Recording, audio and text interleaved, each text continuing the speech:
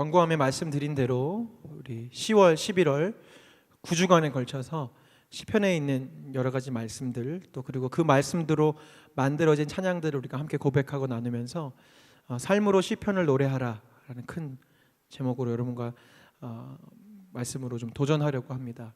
여러분들 시편 참 좋아하실 거예요. 우리 묵상할 때, 그리고 다른 성경에 있는 책들보다도 좀 묵상하기가 쉽고 또 노래도 많고 또 여러분들이 또 잘 아는 구절들이 많은데 과연 한번 스스로에게 물어보셨으면 좋겠습니다. 나는 시편의 말씀 잘 알고, 뭐 어떤 사람들은 시편 23편을 외우기도 하는데, 과연 나는 그 시편의 고백에 담겨 있는 그 믿음, 그 하나님에 대한 고백들을 과연 내 삶으로 적용하면서 그 시편의 기자들이 고백하는 그 하나님을 정말로 믿으면서 나는 살아가고 있는지 아닌지 여러분 좀 물으셨으면 좋겠고요.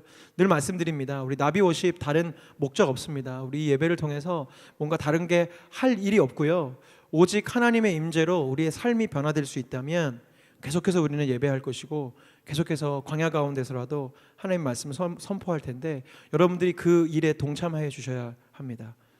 물론 이 예배 자리에 오는 것도 동참하는 것이지만, 진정으로 제가 여러분들에게 도전하고 바라는 것은요, 이 자리에 나와 있는 것이 저에게 기쁨이 되는 것이 아니라 여러분들이 삶의 자리로 돌아갔을 때 정말로 이 예배를 드렸기 때문에 변화되어져 있는 어떤 그런 모습들이 나타나고, 그것 때문에 하나님의 이름이 영화롭게 되고 예수님을 예배하고 하나님께 찬양하는 것이, 이따가도 설명드리겠지만 이 마지막 때에 정말 부질없는 지처럼 보이는 지금 이 때에 하나님을 예배하는 것이, 그럼에도 불구하고 주님을 노래하고 찬양하는 자리에 나가는 것이 이렇게 유익함이 있구나라는 것을 여러분들의 삶으로 증명해 주셨으면 좋겠고요. 특별히 우리 스태프들도 마찬가지입니다. 그렇게 이번 2달 동안 시편의 말씀이 내 삶이 될 수 있도록 그렇게 준비해 주셨으면 좋겠습니다. 혹시 여러분들 물에 빠져보신 경험이 있으세요? 물에 빠져본 경험 한번 있으신 분? 물에 빠져봤다. 전혀 한 번도 단 한 번도. 날 때부터 수영을 잘하셨든지 물을 안 가셨나요? 물에 한 번도 안 빠져보셨어요? 그렇군요. 저는 빠져봤습니다. 아직도 기억나는데요, 제 나이가 4살 때요. 4살 때 제가 부천으로 이사가기 전이니까 분명히 4살인 게 분명해요. 그때 어머니와 외할머니를 따라 목욕탕에 갔습니다. 네. 그럼 당연히 남탕을 가진 않았겠죠? 근데 안타깝게도 제가 이제 말씀드릴 이 경험 때문에 다른 게 기억이 하나도 안 나요. 안타깝게도 다른 게 기억이 하나도 안 나고 이 기억만 나는데, 무슨 기억이냐면, 제 기억에 저희 어머니는 다른 곳에서 무언가를 하고 계셨던 것 같아요. 엄마가 없었어요. 어머니가 안 계셨고 외할머님께서 저를 안고 탕에 앉아 계셨는데, 순간 할머니가 팔에서 힘이 빠지셨는지 저를 물속에 빠뜨리고 마신 겁니다. 근데 아직도 기억나요. 그 4살인데 그 순간의 장면이 정말 찰나처럼 지나가는데, 제가 물속에서 뒤집어져 가지고 물 안에서 물 밖을 쳐다보면서 무언가 이렇게 불빛이 막 이렇게 물에 비쳐서 아른아른 거리는 장면과 엄청난 물보라들이 나고, 숨을 도저히 쉴 수 없는 그 공포를, 짧은 순간이었지만 물론 지금 생각해보면 바로 건지시지 않았겠어요? 근데 지금 제 기억에도 그 순간이 한 5초 정도는 되는 것처럼, 아마 1초 만에 건지셨을 텐데 저에게는 그런 기억이 아직도 있습니다. 아마 뭐 여러분들이 부끄러우셔서 손을 들지 않으셨는지 몰라도, 아마 물에 빠져본 경험이 있으신 분들은 그 공포스러운 느낌이 뭔지 아실 것 같아요. 아니면 수영을 처음 배울 때 그런 두려움도 비슷할 수 있겠죠. 제가 왜 물에 빠진 얘기를 말씀을 시작하면서 하느냐, 오늘 우리가 함께 살펴볼 이 시편 69편, 여러분들이 지금 너무나 열정적으로 고백해 주신 내 입술로라는 찬양 가사가 오늘 우리가 읽은 본문 29절서부터 있는 말씀, 그러니까 시편 69편의 일부를 가지고 만든 찬양이었단 말이에요. 근데 이 찬양, 내 입술로 여호와를 찬양하고 내 마음으로 여호와께 감사하고 황소를 드림보다 기쁨이 되는 진정한 예배를 주께 드리겠습니다 라는 이 고백이 과연 어떤 맥락에서 나왔는지가 중요하단 말이죠. 사실은 말로는 누가 못합니까? 하나님, 내 입술로 여호와를 찬양하겠습니다, 내 마음으로 주님을 경배하겠습니다, 여러분들 그렇게 늘 말씀하시면서 사시잖아요. 그런데 시편 69편, 특별히 다윗이 지금 이 고백, 나의 이 예배, 나의 이 노래가 황소를 바쳐 주님 앞에 드리는 것보다 더 귀한 예배가 되는 그 이유가 기록이 되어 있단 말입니다. 69편 1절 이렇게 시작돼요. 하나님이여 나를 구원하소서, 물들이 내 영혼에까지 흘러 들어왔나이다. 나는 설 곳이 없는 깊은 수렁에 빠지며 깊은 물에 들어가니 큰 물이 내게 넘치나이다. 여러분, 이 표현을 단순히 다윗의 시적인 어떤 노랫말로 생각하시면 안 돼요. 이제 곧 설명드리겠지만 다윗이 지금 만나고 있는 영혼의 고통이 얼마나 심각했냐면 정말 물에 빠지는 것처럼, 제가 4살 때 경험이지만 아직도 잊을 수 없는 그 공포, 그 절망, 숨 쉴 수 없고 정말 아무것도 할 수 없을 것 같은 그런 어려움이 지금 다윗의 이 영혼에게 찾아오고 있는 거예요. 그가 그렇게 고백하는 거예요. 물들이, 큰 물들이 내 영혼을 덮쳤습니다. 이 심령에, 다윗의 심령에 숨 쉴 수 없는 갑갑함과 정말 금방이라도 죽을 것만 같은 그 괴로움이 그 마음을 다스리기 시작한 거예요. 이제 오늘 여러분과 나눌 진정한 예배가 바로 여기서부터 출발한다는 사실을 여러분 잊으시면 안 됩니다. 왜냐? 진정한 예배자의 고백은요, 물에 빠지는 듯한 영혼의 고통에서부터 시작되기 때문에 그래요. 제가 그리스도인이 어떤 사람인지에 대해서 좀 나누고 싶은데, 베드로전서는요, 예수 그리스도를 진짜 믿는 진짜 그리스도인들을 향해 쓴 베드로의 편지입니다. 심지어 에이든 토저 목사님은 이 베드로전서를만 가지고 책을 한 권을 쓰셨는데 그 책의 제목이 이것이 그리스도인이다요. 그러니까 베드로전서가 이게 그리스도인이라는 것을 보여주는 책이라는 거죠. 근데 베드로전서가 어떻게 되어 있냐면 1장 1절 이렇게 되어 있습니다. 예수 그리스도의 사도인 베드로가 본도와 갈라디아와 갑바도기아와 아시아와 비두니아에 흩어져 사는 나그네들인 택하심을 입은 이들에게 편지를 씁니다 라고 되어 있어요. 제가 아까 말씀드린 왜 이 베드로전서가 진짜 그리스도인들을 위한 편지냐, 여기 나그네들이라는 단어가 굉장히 중요한 단어이기 때문에 그렇습니다. 나그네들은 영어로 하면 strangers입니다. 낯선 사람들이라는 뜻이죠. 이방인이라는 뜻입니다. 그런데 가만히 보십시오. 지금 이 사람들이요, 무슨 자기의 피부색이나 나라의 출신 때문에 이방인이 된 게 아니에요. 말씀을 가만히 보면 본도와 갈라디아와 갑바도기아에 새로운 사람들이, 유대에 있던 사람들이 이사 가서 나그네들이 된 게 절대 아닙니다. 말씀을 보면 이 사람들은 원래 거기에 살고 있던 사람들이었어요. 그런데 어느 순간 스트레인저스가 되냐면 그들이 예수를 믿는 순간, 예수를 영접하고 예수님의 뜻대로 살아가고 예수 그리스도를 머리로 하고 내가 예수님의 손과 발이 돼서 살기로 마음 먹고 정말로 살아가는 순간, 나는 내 고향에서, 내 친구들 사이에서, 내 가족 사이에서 무엇이 됐어요? strangers. 더 직역하자면 이상한 사람이 된 거예요. 그냥 이방인이 아닙니다. 이상한 사람이 된 거예요. 전혀 다른 사람이 된 거예요. 그래서 진짜 그리스도인들은 이 세상에서 나그네들입니다. 그런데 여러분, 세상은요, 이 이상한 사람들 그냥 너 이상하다라고 가만두지 않아요. 아시죠? 우리는 학교에서 조금이라도 이상하거나 우리랑 모습이 다르면 왕따 시키잖아요. 요즘 아이들 조금 외모가 틀리거나 몸집이 왜소하거나 하면 그 낯선 스트레인저스들을 가만히 두지 않고 괴롭히고 그렇게 해요. 예나 지금이나 사람들의 마음은 그렇습니다.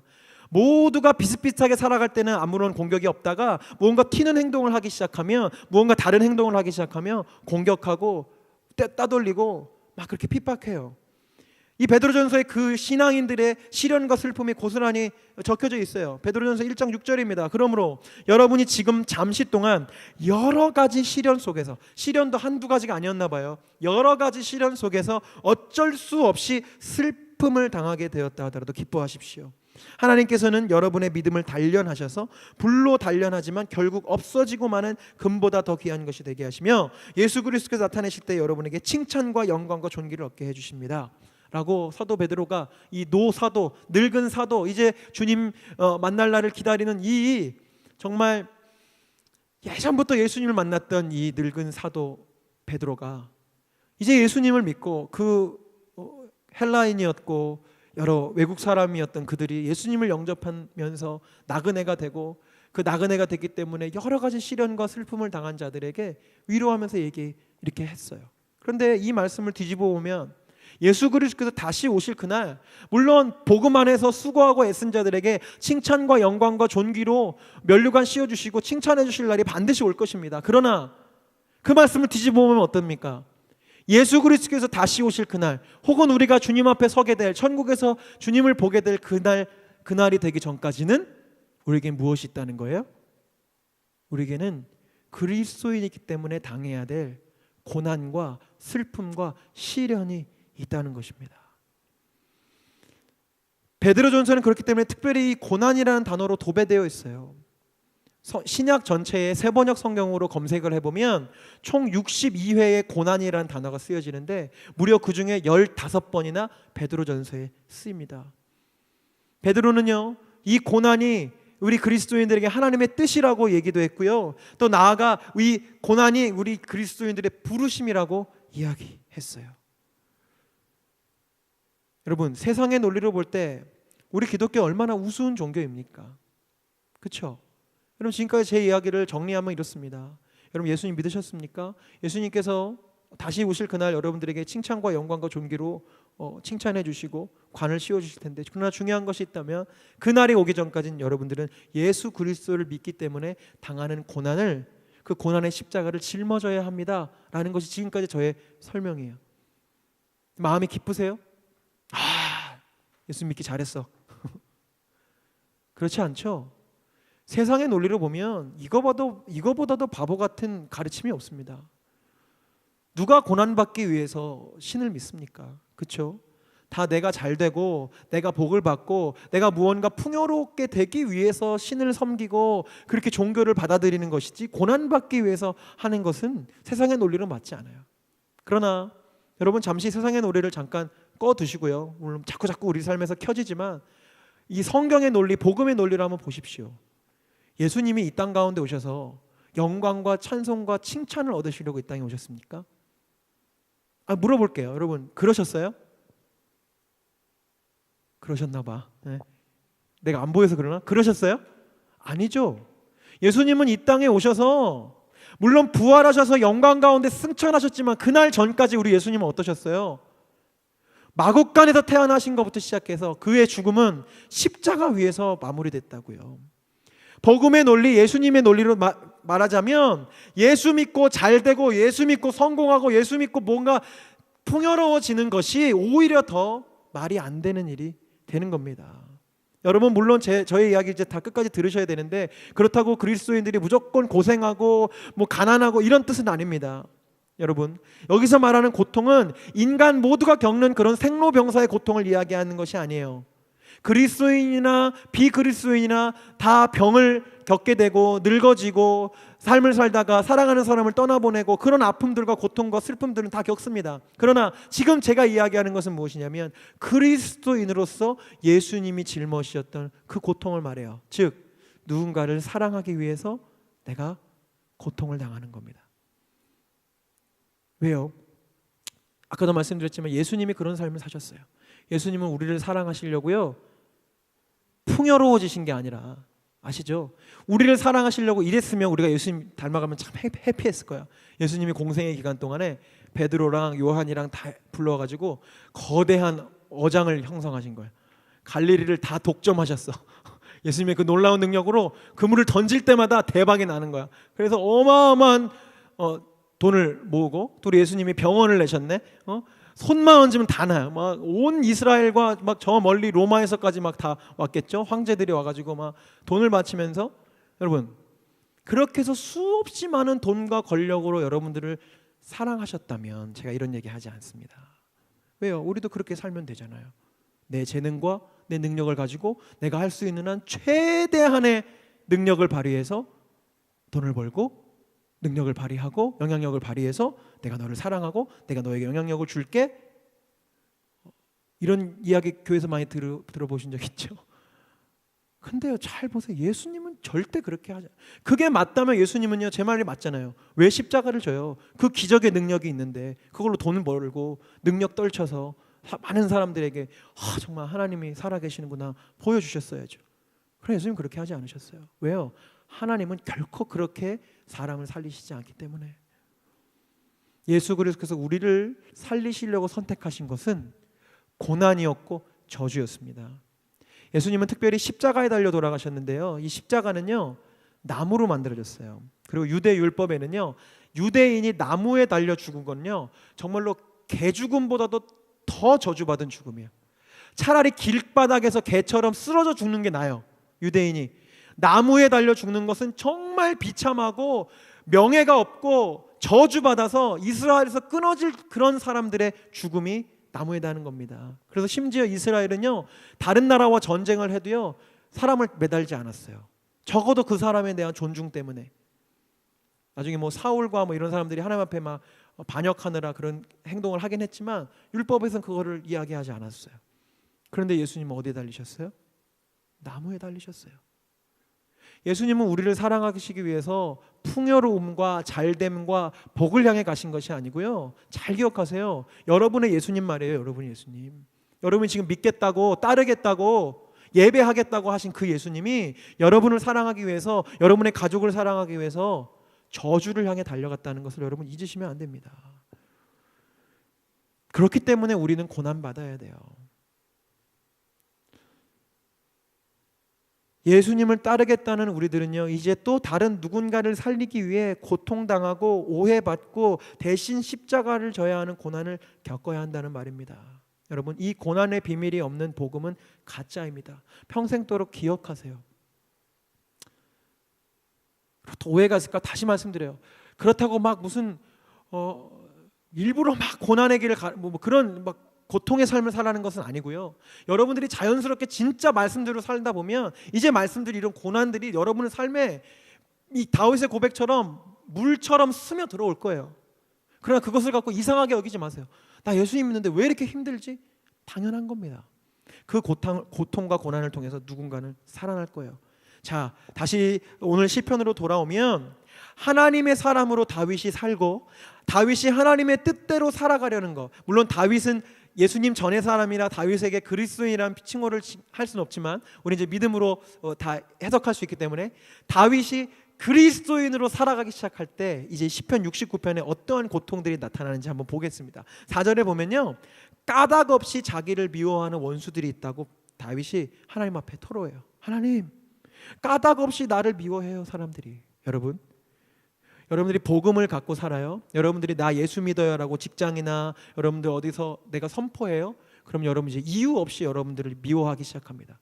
괜히 트집 잡고요, 괜히 싫어하고요, 괜히 싸우려고 드는 사람들이 생길 거예요. 아마 이런 경험이 있으신 분 있을 거예요. 그래서 여러분들 어떻게 자꾸 꺼려지죠? 나 예수 믿는 거, 나 교회 다니는 거 자꾸 얘기 덜 하게 되고, 나 찬양팀에서 나 연주하는 사람인 거 별로 얘기 안 하고 그러잖아요. 왜요?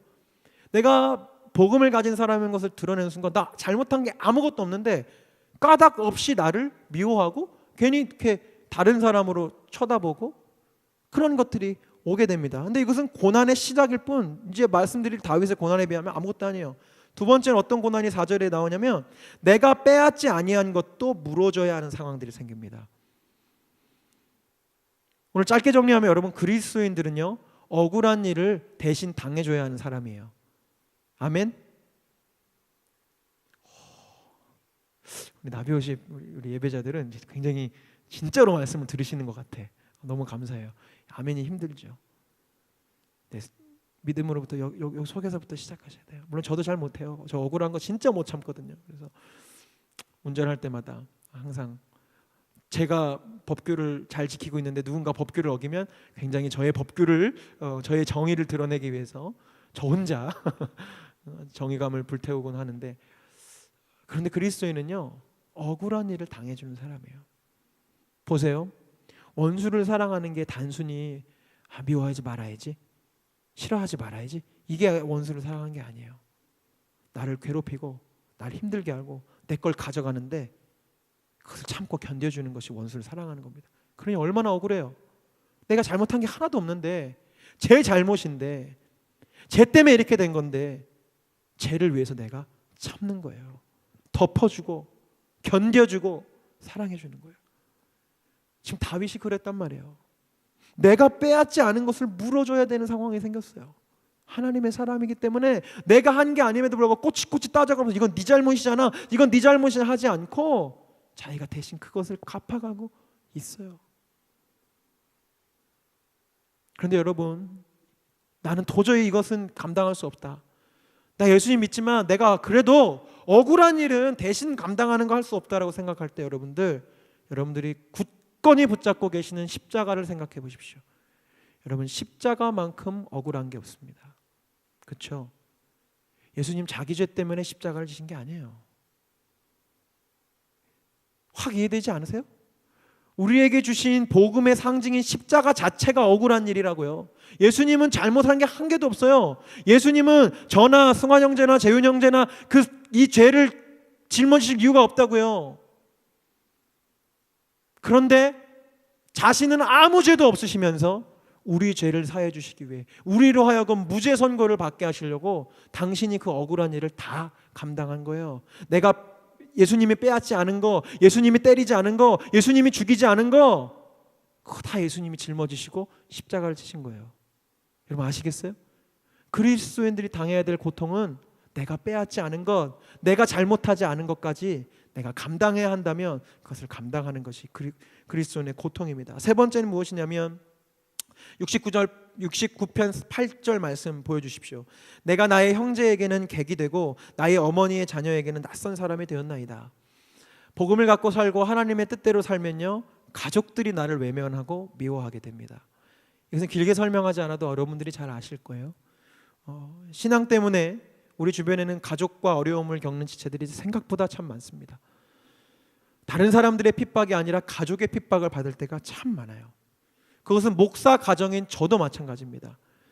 저희 부모님이나 저희 장인 장모님도 육신으로는 부모님이시기 때문에 늘 저희에게 그런 말씀들을 하세요. 그래도 그 길을 걷는다 할지라도 조금 편하게, 조금 안정적인 그런 삶을 살아야 되지 않겠냐고 늘 얘기하세요.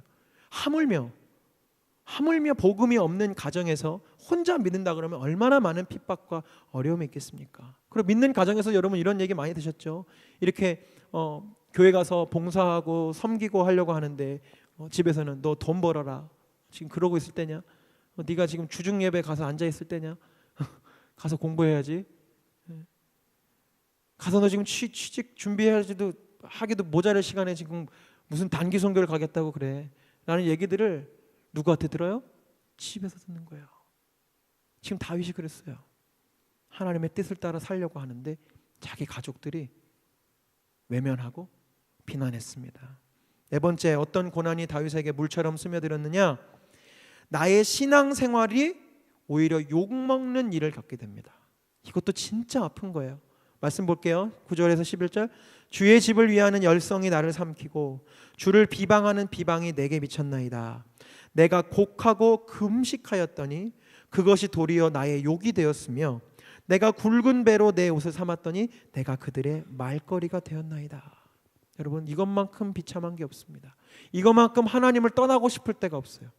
내가 그럼에도 불구하고 내가 하나님 예배하고 믿고 금식하고 눈물로써, 지금 우리가 금식 기도하고 회개 기도할 때 베옷을 입진 않았지만 유대인들은 당시에 하나님 앞에 정말로 자복할 때는 굵은 베옷을 입고 하나님 앞에 나아갔거든요. 그런 신앙의 행동들을 하면 적어도 하나님 앞에 그런 열정으로 나가면 하나님이 내 기도와 정성을 봐주셔서 많은 사람들이 이제 내 믿음 생활을 보고 주님의 영광을 보고 좀 뭔가 일들이 이렇게 잘 되었으면 좋겠잖아요. 사실 저도 그래요. 이렇게 열심히 우리가 나비로 모여서 예배하고 하면 이런 것들이 좀 많은 사람들에게 좋은 소문으로, 칭찬으로 들려졌으면 좋겠어요. 그런데 더 슬픈 것은 무엇이냐? 나는 하나님 앞에 한다고 열심히 예배하고 진심으로 주님 앞에 나아갔는데 그것이 무엇으로 돌아와요? 욕이 돼서 돌아와요. 너 바보같이 금식이나 하고 있고, 너 그렇게 하면 하나님 너 지켜주냐? 너 그렇게 열심히 한다고 해서 그게 다 되냐? 응? 되는 게 있고 안 되는 게 있는 거야. 비방들이 쏟아지고 하나님을 욕하고 내가 섬기고 내가 고백하고 있는 이 하나님의 사역을 비난하는 말들이 계속 쏟아지는 거예요. 그래서 여러분, 우리 주변에 이 절망감과 비방이 싫어서 대충 남들에게 욕먹지 않는 수준으로만 교회 다니는 사람들이 얼마나 많은지 모릅니다. 아까 말씀드린 대로 까닭 없이 미움받기 싫으니까 내가 신앙생활 열심히 하지 않아요. 그냥 일주일에 한 번 무슨 출석 도장 찍듯이 예배드리고 사라지고, 섬기거나 교제하거나 애쓰거나 하는 거 없어요. 제가 정말 이 나비 사역을 하면 할수록 해가 거듭될수록 하나님을 예배하고 찬양하는 열정이 점점 식어져 가는 이 한국 교회와 한국 청년들을 보게 됩니다. 정말 성경의 말세가 될수록 모이기에 힘쓰라는 성경의 경고를요, 제가 피부로 느끼고 있어요. 한 해 한 해 될수록 점점 더 하나님 앞에 더 헌신하고 더 예배하는 일들이 어려워지고 있습니다. 마지막 다섯 번째, 어떤 고난이 있었냐면 나 홀로 이 길을 걸어가는 듯한 깊은 외로움이 다윗에게 있었어요. 69편 20절입니다. 비방이 나의 마음을 상하게 하여 근심이 충만하니 불쌍히 여길 자를 바라나 없고 긍휼히 여길 자를 바라나 찾지 못하였나이다. 내 주변에 아무도 없다는 얘기예요. 나를 좀 이렇게 힘든데, 이렇게 고통스러운데 누가 좀 같이 기도도 같이 해주고 같이 금식도 해주고, 그래 너 그래도 잘하고 있는 거야 라고 말해주는 사람이 좀 있었으면 좋겠는데, 다윗이 뭐라고 고백해요? 불쌍히 여길 자를 바라나 없고 긍휼히 여겨줄 수 있는 사람을 내가 바라지만 찾지 못하였나이다. 외롭다는 거죠. 홀로 있다는 겁니다. 아까 말씀드렸죠, 크리스천은 스트레인저스예요. 나그네요. 나만 이상해요. 세상 사람들 살아가는 거랑 나를 보니까 내가 이상해. 나만 그런 것 같아. 그런데 우리 지난 언크리스천 시리즈 할 때 제가 여러분과 나누지 않았습니까? 크리스천들은요, 이 세상의 흐름과 반대로 살아가는 것이 그리스도인이에요. 여러분, 이 세상 사람들과 똑같이 이렇게 살다가 어느 정도에서 내 이름 알리고 돈과 명예를 쌓고 그것으로 내 편안한 노후를 만들면서 살아야지. 그런데 내 힘만으로는 힘든 것 같아. 그러니까 내가 예수님의 이름을 힘입어 좀 해야겠어. 이건 복음 아니에요.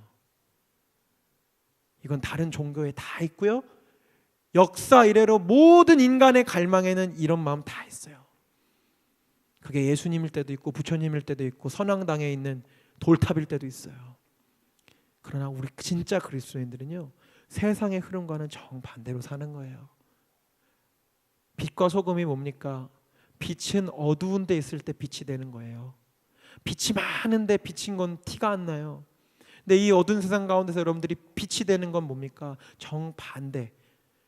99명은 다 어둠인데 내 한 사람이 빛이 될 때 여러분들이 빛이 되는 거고요. 소금 다 썩어져 가고 있는데 나 홀로 썩지 않게 하는 소금이 될 때 여러분들이 그리스도인이 되는 거예요. 근데 이거 다 거꾸로 가는 겁니다. 외로운 게 당연합니다. 여러분만 외로우셨던 게 아니에요. 믿음의 영혼들은 다 혼자였어요. 100년 동안 방주를 지을 동안 노아는 혼자였어요. 물론 가족들이 있었지만 전체적으로 보면 노아는 한 사람만 그 일을 했어요. 모든 사람 비웃었어요. 100년 동안이나 여러분 생각해 보세요. 10년도 아니고 다 놀렸거든요. 저 바보 같은 영감탱이 저거 뭐 비가 온다고 저렇게 만드나. 노아 혼자 그 일을 했고요. 골리앗 앞에 선 다윗도 혼자였어요. 그 뒤에 10만여 명이 되는 이스라엘 군대 있었지만 한 명도 안 도와줬어요. 다윗 혼자 나갔잖아요. 거기 다윗도 혼자였습니다. 바알과 아세라 선지자 850명 앞에 섰던 엘리야도 한 사람이었고요. 십자가를 지실 때의 예수님도 혼자였어요. 제자들이 다 같이 십자가 짊어져 주고 예수님 손은 내가 박혀드릴게요 했던 사람 한 명도 없어요. 다 도망가고, 그렇게 예수님 호산나라고 외쳤던 무리들 다 도망가고 예수님 혼자만 그 골고다 위에 쓰셨어요. 그러나 그 혼자로서 하나님의 일을 감당했을 때 그 한 사람을 통해 놀라운 일들이 일어나지 않았습니까? 그러니 여러분, 믿음을 갖고 복음을 갖고 예수님을 예배하고 주님을 찬양하는 것 때문에 이런 여러 가지 고난들이 찾아올 때 여러분 그것을 감사 여기고 당연히 여기셨으면 좋겠어요. 근데 다시 말씀드립니다. 여러분, 제가 왜 이 고난에 대한 얘기, 여러분들이나 저나 듣기 싫은 이 이야기를 왜 했느냐? 진정한 예배, 하나님이 기뻐하시는 찬송과 이 경배는 어디서부터 시작돼요? 바로 이 고난에서부터 시작되는 거예요. 잊으시면 안 돼요.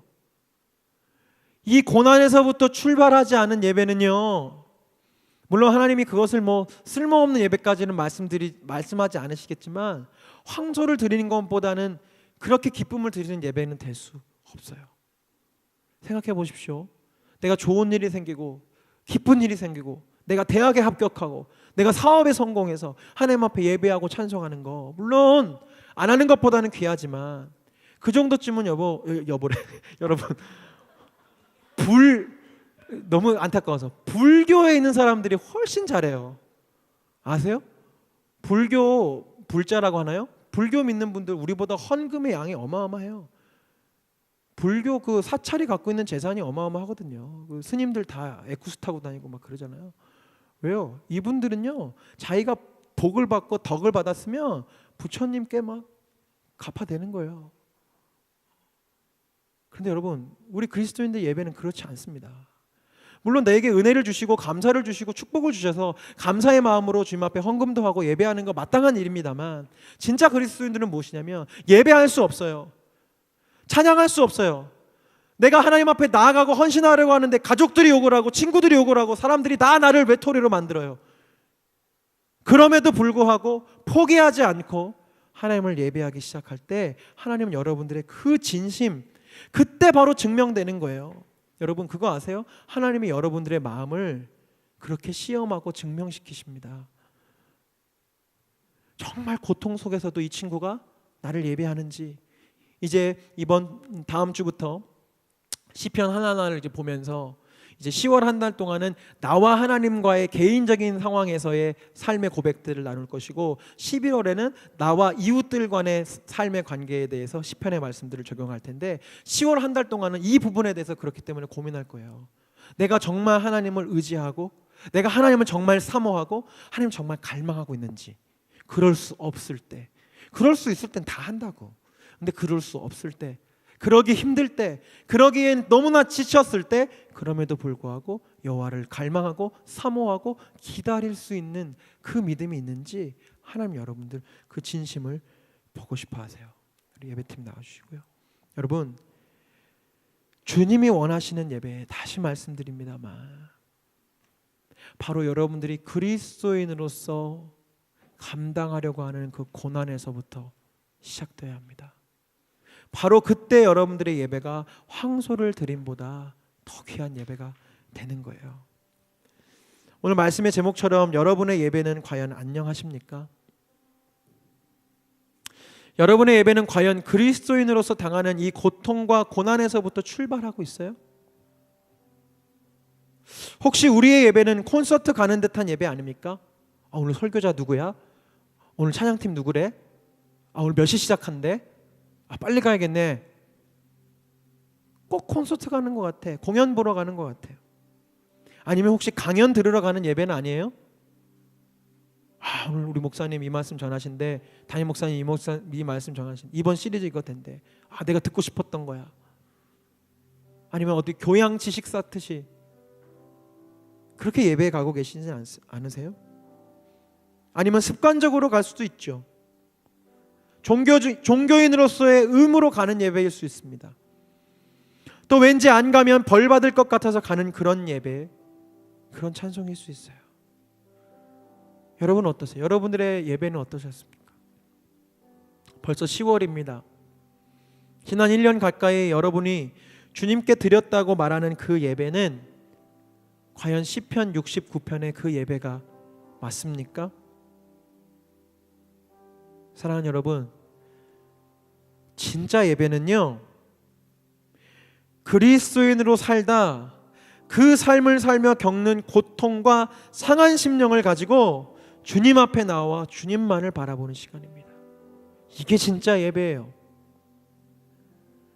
그리스도인으로 사는 것이 정말 바보 같아 보이고 억울한 일을 당해도 그저 용서해야 하는 것이 멍청한 짓처럼 스스로 여겨져도, 그래도 한결같이 주님을 바라보고 주님을 기다리고 주님께 나아오는 것이 진짜 예배란 말입니다. 사랑하는 여러분, 여러분들은 그리스도인입니까? 그렇다면 여러분들은 예수님을 믿기 때문에 찾아오는 이 다윗의 고통, 물에 빠지는 것 같은 이 영혼의 고통을 멀리하지 마십시오. 고난받지 않는 기독교 신앙은 가짜입니다. 이 땅에서 호의호식하는 축복은 마귀의 복음입니다. 여러분, 우리의 복음은 그런 싸구려가 아닙니다. 복음은 여러분의 눈물로부터, 여러분의 그 슬픔으로부터 시작돼요. 오늘 우리가 상세히 살펴보지 않았지만 이 시편 69편 32절에 그럼에도 불구하고 이렇게 하나님 앞에 황소를 드림보다 진정한 예배를 드리는 이 다윗의 삶을 보고, 다윗처럼 곤고한 상황에 빠진 영혼들이 주님을 보고 기뻐하게 된다는 약속의 말씀이 기록되어 있었어요. 여러분, 복음은 그렇게 전해지는 거예요. 친구들도 알고 가족들도 알아요. 여러분의 삶이 얼마나 힘든지. 그러나 그럼에도 불구하고 하나님을 예배하고, 그럼에도 불구하고 하나님을 신뢰하고 묵묵히 꾸준히 그 길을 걸어가는 여러분들의 모습을 볼 때 어느 날 여러분 주변에 여러분을 욕하고 여러분을 비방했던 그 사람들이 주님을 찬송하게 될 거예요. 그게 복음의 신비입니다. 그것이 예수 그리스도의 십자가의 능력입니다. 모든 사람이 예수님의 십자가를 욕하고 떠났지만 그 십자가로 인해 많은 사람들이 몰려든 것처럼 여러분들이 믿음으로 십자가를 지고 믿음으로 내 입술로 내 마음으로 주님을 찬양하기 시작할 때 여러분들의 그 믿음의 자리에 여러분의 친구들이, 여러분의 가족들이 몰려 나올 거예요. 다시 한번 우리 아까 고백했던 찬양 고백합시다. 어떤 고백인지 이제 아시겠죠? 그냥 내 입술로 하나님의 이름을 찬송하며가 아니에요. 지금 내 입술이 부르터 있어요. 내 마음으로 하나님을 즐겁게 찬양하네? 내 마음 지금 즐겁지 않아요. 외롭고 슬프고 도망가고 싶고, 나도 좀 다른 종교처럼 잘 믿으면 복받고 내가 헌신을 이만큼 하면 더 은혜 받고 하는 그런 걸로 됐으면 좋겠다는 마음인데, 그 마음 내려놓고 하나님을 즐거워하는 것이 주님이 원하시는 예배입니다. 사랑하는 여러분, 이 찬양 다시 한번 고백할 때 우리 간절히 기도하는 심정으로 고백하시고요. 오늘 제가 이렇게 보니까 우리 나비어 예배 꾸준히 오시는 분들만 오신 것 같아요. 오늘 우리 정말 자유롭게 예배합시다. 제가 뭐 찬양하자 기도하자 말씀 안 드릴게요. 그냥 마음 내키시면 기도하시고요. 계속 할렐루야 고백하고 싶으면 찬양하시고요. 그렇게 마음껏 주님께 고백하세요. 단 중심을 잃지 마세요. 내가 지금 왜 할렐루야라고 고백할 수 있는지, 지금 내가 그 할렐루야를 고백해야 하는 나의 고난의 자리는 어디인지, 혹여 내가 그 고난의 자리를 피해서 도망 나온 자리는 어디인지 생각하시면서 고백하십시다. 주님이 원하시는 그 황소를 드림보다 더 귀한 제사를 이제 우리가 주님 앞에 올려드리십시다.